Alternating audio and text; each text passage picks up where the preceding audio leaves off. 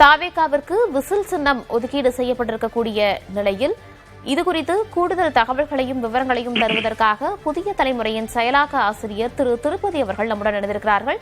Sir வணக்கம். தற்போது தாவேகாவிற்கு whistle சின்னத்தை ஒதுக்கீடு செஞ்சிருக்காங்க. விசில் சின்னம் வேண்டும் அப்படின்னு தாவேகாவும் முன்னமே கேட்டிருந்தாங்க. அவர்கள் கேட்ட சின்னமே ஒதுக்கீடு செய்யப்பட்டிருக்கிறது. அக்கட்சிக்கு ஒரு சாதகமான விஷயமாக பார்க்கலாமா? கண்டிப்பா பார்க்கலாம். அதற்கு முன்பாக எல்லாருக்கும் எழும் பொதுவான கேள்வி என்ன அப்படின்னா, ஒரு பதிவு செய்யப்படாத அரசியல் கட்சி எப்படி பொது சின்னம் அவங்களுக்கு கிடைச்சது அப்படின்றதுல ஒரு தெளிவு இல்லாமல் இருந்தது. அதை பற்றி நம்ம முதல் பேசலாம்னு நினைக்கிறேன். முதற்கட்டமாக பொதுவாக தேர்தல் ஆணையம் கட்சிகளை இரண்டு வகைப்படுத்தும். ஒன்று பதிவு செய்யப்பட்ட அரசியல் கட்சி, பதிவு செய்யப்படாத அரசியல் கட்சி, பதிவு செய்யப்பட்டும் அங்கீகரிக்கப்பட்ட கட்சி, அங்கீகரிக்கப்படாத கட்சின்னு ரெண்டா பிரிப்பாங்க. பதிவு செய்யப்பட்டு அங்கீகரிக்கப்படாத கட்சியாக தாவேகா இருக்கிறது. அந்த வகையில் தாவேகாவுக்கு விசில் சின்னம் கொடுத்துருக்காங்க. பொது சின்னமா, அதாவது பொது சின்னம்ன்றது என்னன்னா எல்லா தொகுதியிலையும் கண்டஸ்ட் பண்றதுக்கு இந்த ஒரே சின்னத்தை பயன்படுத்தலாம். நம்ம பார்த்துருப்போம் இதுக்கு முன்னால பல்வேறு தேர்தல்களில் புதிதாக வரக்கூடிய, இப்போ உதாரணத்திற்கு நாம் தமிழர் கட்சி, இந்த மாதிரி சில கட்சிகள் புதிதாக உள்ள வர்றவங்க வரும்போது அவங்க எல்லா தொகுதியிலையும் ஒரே மாதிரியான சின்னத்தை பெற முடியாது. ஒவ்வொரு தொகுதிக்கும் ஒவ்வொரு சின்னம் அந்த மாதிரியெல்லாம் இருக்கும். அந்த மாதிரி இல்லாமல் தாவேகா போட்டியிடுற முதல் தேர்தலிலேயே பொது சின்னத்தை அவங்களுக்கு ஒதுக்கீடு செஞ்சுருக்காங்க. இதுக்கு என்ன தேர்தல் ஆணையத்திலிருந்து விளக்கம் சொல்லப்பட்டிருக்கு அப்படின்றத பார்க்கறதுக்கு முன்னால, ஒரு மாநில கட்சி அப்படின்றது அரசியல் அங்கீகாரம் பெறணும் அப்படின்னா குறைஞ்சபட்சமாக என்ன இருக்குன்னா 6-7% வாக்குகள் அவங்க பெற்றிருக்க வேண்டும், அல்லது 2 தொகுதியில் வெற்றி பெற்றிருக்க வேண்டும். இல்லைன்னா ஒட்டுமொத்தமாக அவங்க கண்டஸ்ட் பண்ணுறதுலேருந்து 3%, 4% ஓட்டு இருக்கணும். இப்படின்னு நிறையா கிரைட்டீரியா தேர்தல் ஆணையம் வகுத்திருக்காங்க. மொத்தமாக 234 தமிழகத்தை பொறுத்த வரைக்கும் தமிழக சட்டப்பேரவையில் 234 தொகுதிகள் இருக்கின்றன. இதில் குறைந்தபட்சம் இவங்க 3% அல்லது 3-6% வாக்குகள் வரைக்கும் இவங்க பெற்றிருக்க வேண்டும். அப்படியானால் அது அரௌண்ட் ஒரு 7-8 தொகுதிகள் அவங்க வெற்றி பெற்றிருக்க வேண்டும். இந்த இதெல்லாம் பூர்த்தி செஞ்சால் மட்டும்தான் அவங்களுக்கு பொது சின்னம் வழங்குவது வழக்கம். அப்படி இருக்கும் பட்சத்தில் தாவேகாவுக்கு எப்படி பொது சின்னம்? ஏன்னா தாவேகாவை பொறுத்த வரைக்கும் இது வரைக்கும் எந்த தேர்தலையும் அவங்க பங்கேற்கவே இல்லை, எதுலேயும் கண்டஸ்ட் பண்ணலை. அப்படின்ற போது அவங்க எப்படி பொது சின்னம் அவங்களுக்கு கொடுத்துருக்காங்க அப்படின்றது அவங்க தேர்தல் ஆணையம் என்ன விளக்கம் சொல்லியிருக்காங்க அப்படின்னா, தேர்தல் சின்னங்கள் ஒதுக்கீடு மற்றும் பங்கீடு ஆணை, அதாவது 1968 பேராகிராஃப் 10B, அதன் கீழே பொது சின்னம் ஒதுக்கி தரணும் அப்படின்னு சொல்லி தாவேகா தரப்புல மனு செய்ததாகவும் அது பரிசீலனை இருந்தது அப்படின்றது ஏற்கனவே தேர்தல் ஆணையம் தரப்புல சொல்லப்பட்டிருந்தாங்க. இவங்க என்ன அப்படின்னா 10B, நம்ம ஏற்கனவே சொன்ன பேரா 10Bயின் கீழே பொது சின்னம் பெறும் பதிவு செய்யப்பட்ட அங்கீகரிக்கப்படாத அரசியல் கட்சி அவங்களோட நிதியாண்டு கணக்கு தாக்கல் செஞ்சிருக்காங்க, நன்கொடை அறிக்கையை அவங்களுக்கு கொடுத்துருக்காங்க.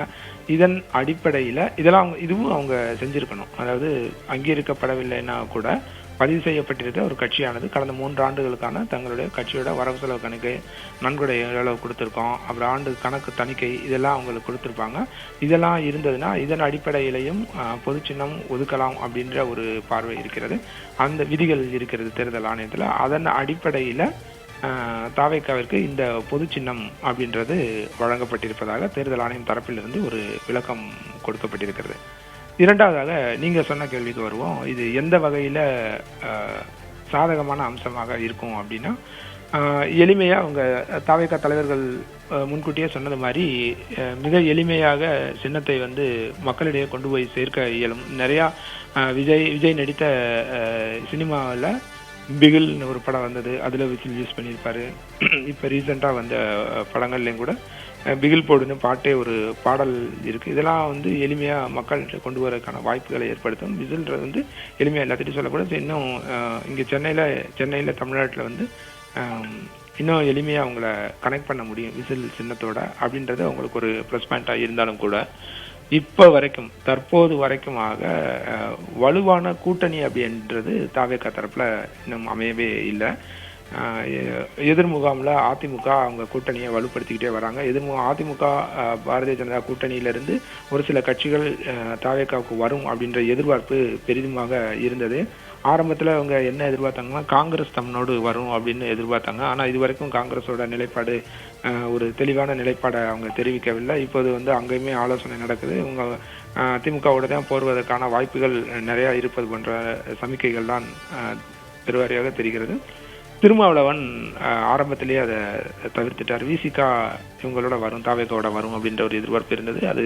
அது ஆரம்பத்திலேயே அதை திருமாவளவன் தரப்பிலிருந்து நிராகரிக்கப்பட்டிருக்கிறது. ஸோ அதனால இவங்களுக்கு வலுவான கூட்டணி அல்லது நிலையான கூட்டணி அப்படின்றது பெரிய அளவில் எதிர்பார்க்க முடியாது. அப்படின்ன போது இந்த 2026 சட்டப்பேரவை தேர்தலை தாவேகா தலைவர் விஜய் தனித்தே களம் காண தாவேகா தனித்தே களம் காணும் அப்படின்னு தான் எதிர்பார்க்கலாம்.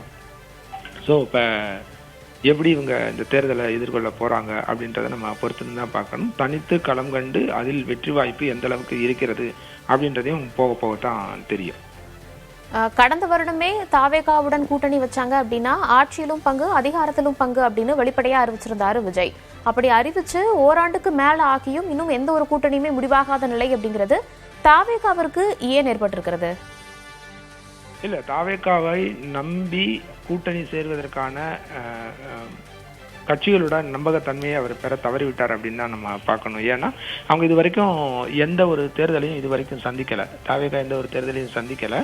நம்ம 2 நாட்களுக்கு முன்பு நம்ம நேற்று கட்சியோட நிர்வாக குழு தலைமை ஒருங்கிணைப்பாளர் திரு செங்கோட்டையனோட நேர்காணலில் கூட அவர் 34% வாக்குகள் தமக்கு இருப்பதாக நம்மளோட நேர்காணலில் சொல்லியிருந்தாரு. அந்த 34% வாக்குகள் அப்படின்றது நிரூபிக்கப்படாத ஒன்றாகவே இப்போது வரைக்கும் இருக்கிறது. அதுக்கான எந்த ஒரு நிறுவனத்தன்மை எதுவுமே இல்லை அப்படின்ற போது அதை நம்பி கட்சிகள் அங்கு போவாங்களா அப்படின்றதுல ஒரு கேள்வி தொடர்ச்சியாகவே இருந்துகிட்டே இருக்கு. இவங்க எல்லாமே ஒரு பெர்செப்ஷன் பேசிஸ், இவங்களுக்கு இவ்வளவு சதவீதம் இருக்கும், இந்த மாதிரி வருவாங்க, பெரிய க்ரௌட் இருக்கு, இவங்களுக்கு ஓட்டு கிடைக்கும் அப்படின்ற மாதிரி தான் எல்லாருமே பேசிட்டு இருக்கின்றனால அது எந்த வகையில அவங்களுக்கு உதவியா இருக்கும் அப்படின்றது தெரியாது. ஒருவேளை இவர் தேர்தல் ஏதேனும் ஒரு இடைத்தேர்தலையோ இல்லை ஏதோ ஒரு தேர்தலையோ கண்டெஸ்ட் பண்ணி போட்டி போட்டு அதுல இருந்து ஏதாவது ஒரு வாக்கு சதவீதத்தை இவர்கள் நிரூபித்து காட்டியிருந்தார்கள் என்றால் ஒருவேளை இந்த நிலை மாறி இருக்கக்கூடும். ஆனா அதற்கான வாய்ப்புகள் எதுவுமே இல்லை. முதல் தேர்தலாக அது களம் இறங்குறதுனால இது எந்த வகையில் அவங்களுக்கு உறுதியா இருக்குன்னு தெரியல. இதே தான் அரசியல் கட்சிகளும் அவங்களோட அந்த கணக்கு பார்த்திருப்பாங்க, அவங்களோட கால்குலேஷன்ஸ் இந்த கட்சியை நம்பி எந்த அளவுக்கு இறங்க முடியும் அப்படின்னு யோசிச்சிருப்பாங்க. அதன் நீட்சியாக இந்த கட்சியோட சேர்ந்து செயல்படுறதுல ஒரு தயக்கமோ சுணக்கமோ இருந்திருக்கலாம். இணைப்பில் இணைந்து கருத்துக்களை பகிர்ந்தமைக்கு நன்றி சார்.